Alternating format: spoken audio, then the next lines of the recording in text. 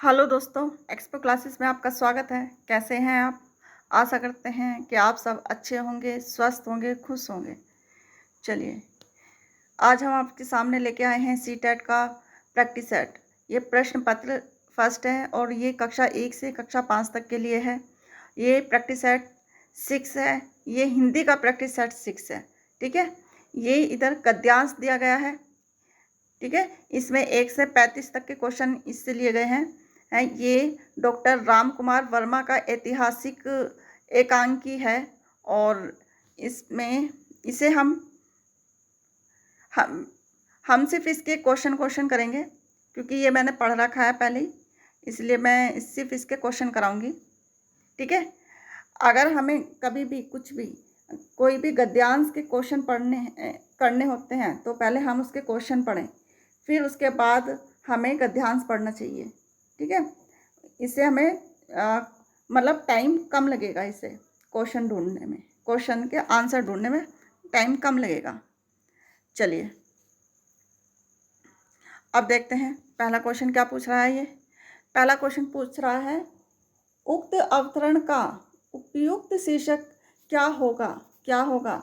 ये होगा डॉक्टर राम कुमार वर्मा के एकांकी। ठीक है, 2 ऑप्शन ठीक हो गया इसका।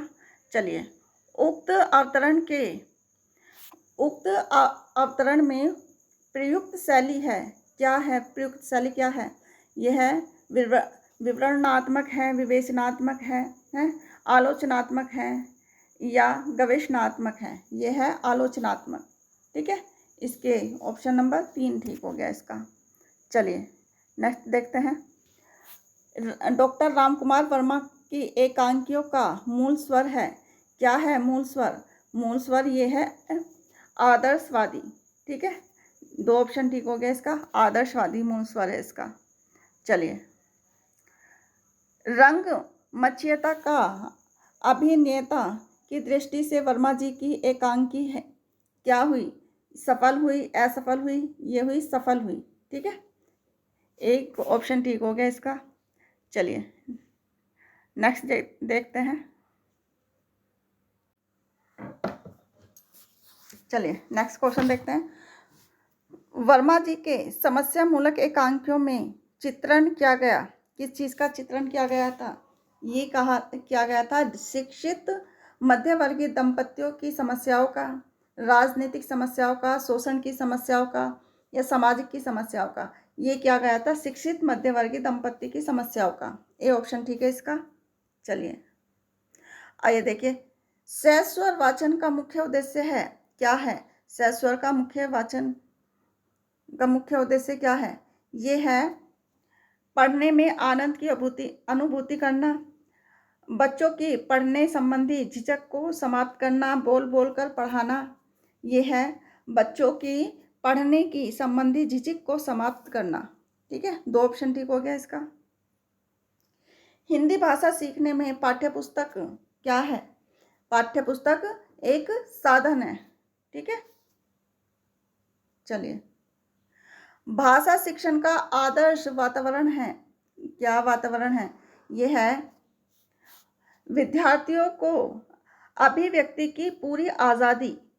ठीक है, ये ए ऑप्शन ठीक हो गया, विद्यार्थियों को अभिव्यक्ति की पूरी आज़ादी। चलिए नेक्स्ट क्वेश्चन देखते हैं। वह लेख जिसमें किसी मुद्दे के प्रति समाचार पत्र की अपनी राय प्रकट होती है को कहते हैं, क्या कहते हैं? आलेख कहते हैं, विशेष रिपोर्ट कहते हैं, उल्टा पिरामिड कहते हैं या संपादकीय कहते हैं। ये कहते हैं संपादकीय। ठीक है, संपादकीय इसे बोलते हैं, संपादकीय। चलिए नेक्स्ट देखते हैं। जहां जहां शब्द व्याकरण की दृष्टि से क्या है? यह है पुनरुक्त शब्द युग्म। ठीक है, 2 ऑप्शन 3 ऑप्शन ठीक हो गया इसका। स्थिति में परिवर्तन न होने के भाव को व्यक्त करने वाली सही कहावत है। क्या है सही कहावत? क्या है इसमें? इसमें है ये देखिए, जस दुल्हा तस बनी बारात, ठीक है। न सुख में मोटे न दुख में दुबले, न गरजे न बरसे वही धूप की धूप, वही ढाक के तीन पात। इसका 4 ऑप्शन ठीक हो गया।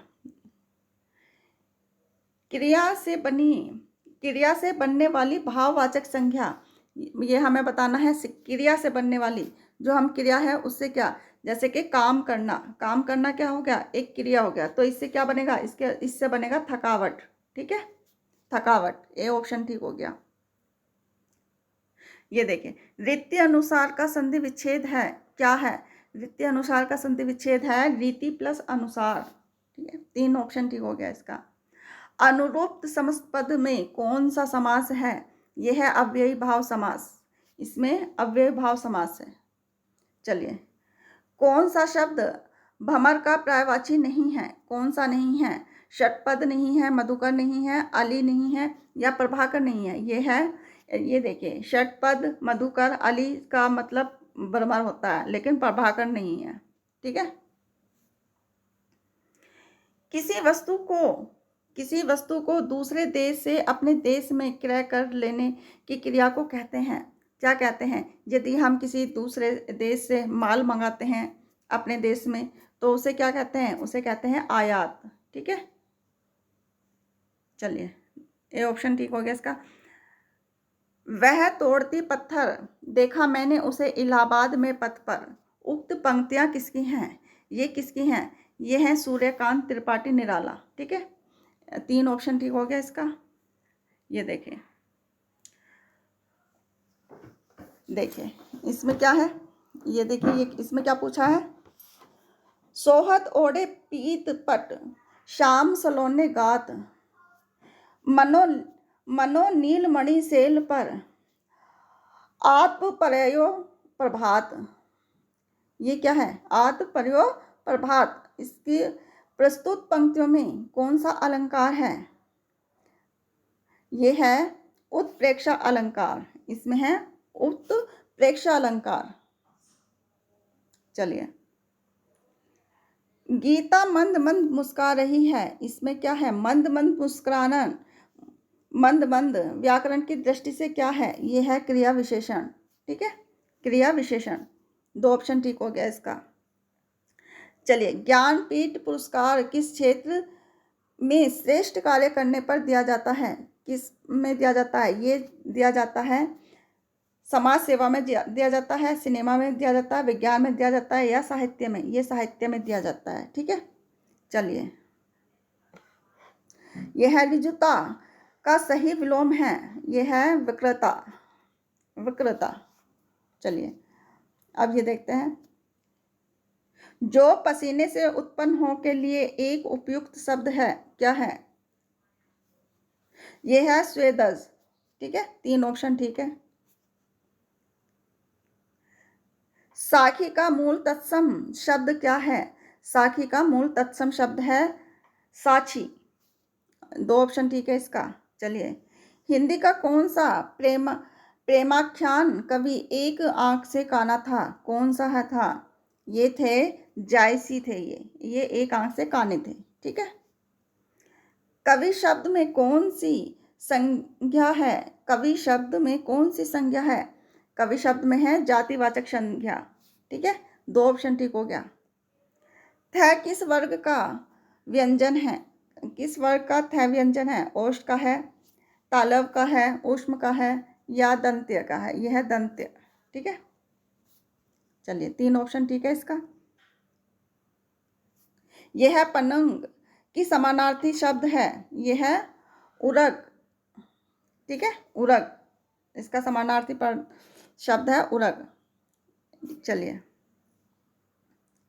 ये देखिए, जब मैं था तब हरि नहीं, अब हरि है मैं नहीं, सब अंधियारा मिट गया जब दीपक देखा माही, ठीक है। अब ये देखते हैं, इसमें क्या बताया, उपयुक्त दोहे में अंधियारा और दीपक किसके प्रतीक हैं, ये किसके प्रतीक है, अंधेरे व प्रकाश के हैं, बुरे और अच्छे के हैं, अज्ञान व ज्ञान के हैं, प्रभु और प्राप्ति के हैं, ये हैं अज्ञान व ज्ञान के हैं, ठीक है। 3 ऑप्शन ठीक हो गया इसका। चलिए, यामा किसकी रचना है? यामा किसकी रचना है?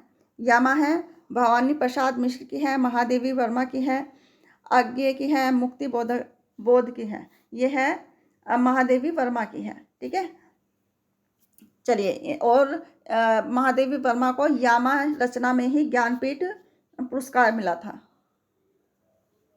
चलिए, ये आज का लास्ट क्वेश्चन है।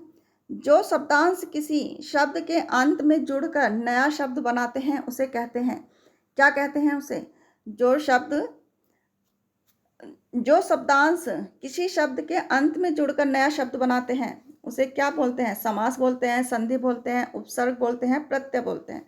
उसे बोलते हैं प्रत्यय। ठीक है, प्रत्यय हमेशा लास्ट में लगता है, अंत में लगता है, और उपसर्ग हमेशा शब्द के शुरू में लगता है। ठीक है, चलिए, ये आज का लास्ट क्वेश्चन था। आशा करते हैं कि वीडियो आपको पसंद आई होगी। अगर आपको ज़रा भी यूज़फुल लगे तो प्लीज़ लाइक, शेयर और सब्सक्राइब ज़रूर कीजिएगा। और मिलते हैं नेक्स्ट प्रैक्टिस सेट के साथ। तब तक के लिए खुश रहिए, स्वस्थ रहिए। धन्यवाद।